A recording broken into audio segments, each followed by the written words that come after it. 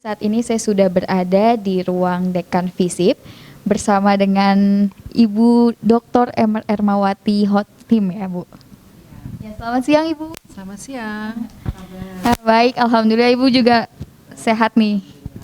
Ya, Ya Ibu dengar-dengar kan sekarang udah serah terima jabatan ya, berarti secara tidak langsung Ibu sebagai Dekan Visip yang baru ya Bu. Selamat ya Bu. terima kasih. Mohon dukungannya. Tentu saja. Nah, hari ini kita udah bersama dengan Ibu Ermawati dan saya ingin nanya-nanya sedikit nih ya Bu, boleh ya Bu? Silakan. Ya. Jadi sekarang Ibu sudah menjadi Dekan Visip yang baru. Sekiranya apa yang akan Ibu lakukan, program apa yang akan diberikan untuk Visip UNAS? Baik, terima kasih ini untuk kesempatannya. Jadi kalau misalnya melihat ya posisi dan kemudian strategi UNAS ya, maka FISIP ini merupakan fakultas terbesar ya, dari sisi jumlah dosennya juga paling banyak dan kemudian juga mahasiswanya paling banyak. Artinya posisi FISIP sebenarnya untuk Universitas Nasional itu sangat strategis. Maka kemudian ya harapannya ya dengan posisi yang strategis itu, maka kemudian FISIP harus memiliki kegiatan atau program-program kerja yang menarik untuk memastikan bahwa posisi strategisnya itu tetap sustain ya. Itu satu.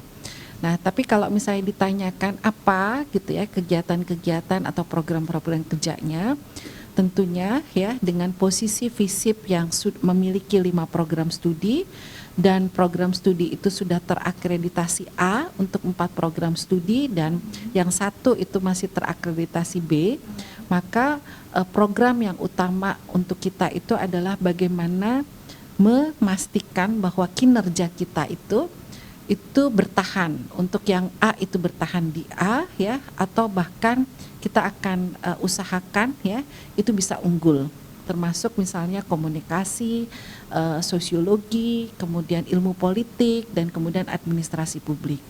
Sementara untuk program studi yang masih terakreditasi B, maka itu harus diupayakan untuk bisa naik ya ke akreditasi A atau unggul. Itu pertama. Nah, kemudian yang kedua, karena jumlah mahasiswa program studi di 5 program studi di FISIP itu cukup banyak, maka sebenarnya ini potensial untuk bisa mendapatkan prestasi-prestasi yang baik luar biasa.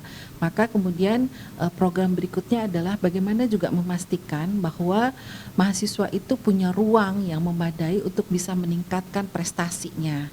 Dan ini sejalan dengan program MBKM ke depan ya. Jadi nanti ada program misalnya bagaimana mahasiswa itu mengaktifkan kembali program magangnya, meningkatkan gitu ya. Terus kemudian pertukaran pelajarnya, program-program kemahasiswaan kemanusiaan.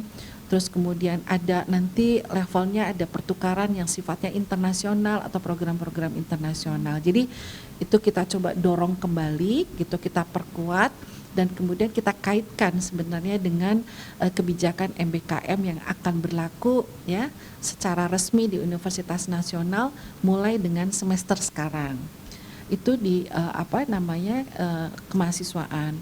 Nah, kemudian kalau di SDM gitu kan kita memiliki jumlah dosen yang banyak dan jumlah dosen yang banyak, kapasitas dan kompetensinya juga luar biasa. Nah, mungkin tantangan kita ke depan yang kemudian harus formulasikan ke dalam program kerja adalah bagaimana jumlah dosen yang banyak itu memberikan sumbangan atau kontribusi pada kinerja akademik dosen yang juga tinggi.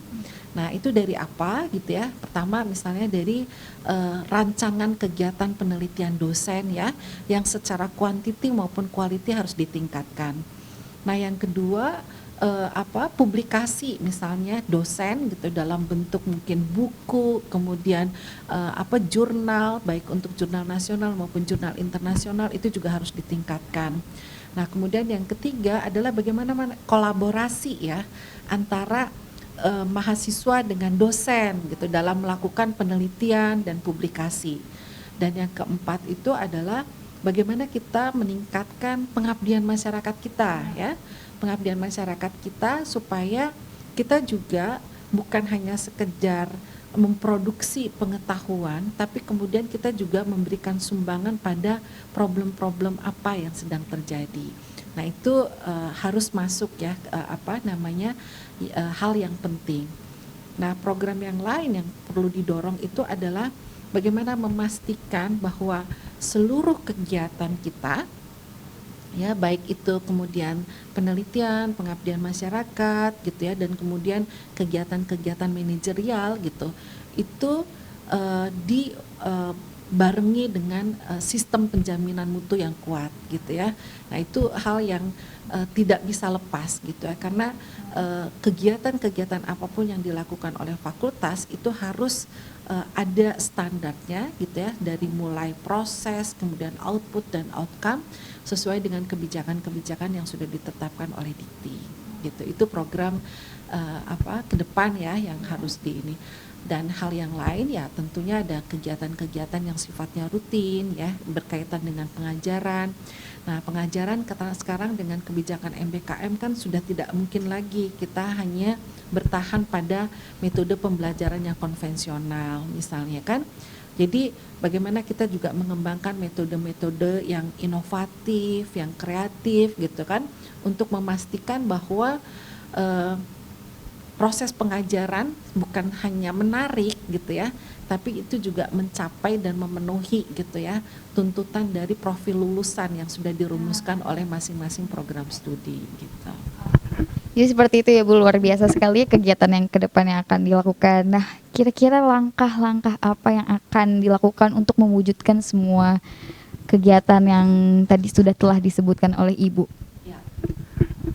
Jadi Ibu percaya gitu bahwa satu tujuan itu tidak bisa hanya dilakukan oleh satu orang ya, sehingga kemudian tujuan itu ya itu harus atau membutuhkan sumbangan atau kontribusi dari semua komponen, semua stakeholder ya. Jadi yang pertama stakeholdernya itu adalah ada mahasiswa, ada dosen, ada tenaga pendidik gitu ya. Terus kemudian jangan lupa stakeholder penting kita itu adalah pengguna ya, user atau pengguna lulusan kita gitu. Nanti mereka akan bekerja di mana dan lulusan kita sudah bekerja di mana, itu adalah stakeholder kita gitu ya. Dan kemudian yang lain itu adalah jaringan-jaringan. Nah jadi bagaimana misalnya tujuan itu bisa tercapai, itu langkah yang paling penting itu adalah menyampaikan atau mensosialisasikan tentang rencana-rencana kerja atau program-program kerja dan capaian-capaian yang diharapkan kepada stakeholder yang strategis itu ya. Karena itu mungkin salah satu prinsip komunikasi ya. Bagaimana orang akan membantu kalau tidak tahu ya arahnya atau tujuannya. Itu strategi pertama. Dan kemudian yang kedua itu mungkin secara proaktif gitu ya, kita akan melibatkan stakeholder itu di dalam proses kegiatan dan pencapaian output dan outcome itu. Nah yang ketiga itu ya tentunya exposure ya. Jadi artinya ketika kita misalnya sudah memiliki kegiatan, hasilnya apa, nah kita harus sosialisasikan. Jadi itu yang kemudian akan membuat atau mengikat simpul-simpul ketertarikan orang untuk bisa bekerja sama dengan kita. Karena tanpa itu orang juga tidak akan tahu tentang apa yang kita lakukan. Nah yang keempat tentunya ya bersinergi dengan banyak pihak gitu ya, sesuai dengan renstra yang kita miliki gitu, untuk memastikan bahwa apa yang kita lakukan itu memang bisa tercapai dengan keterlibatan banyak pihak gitu.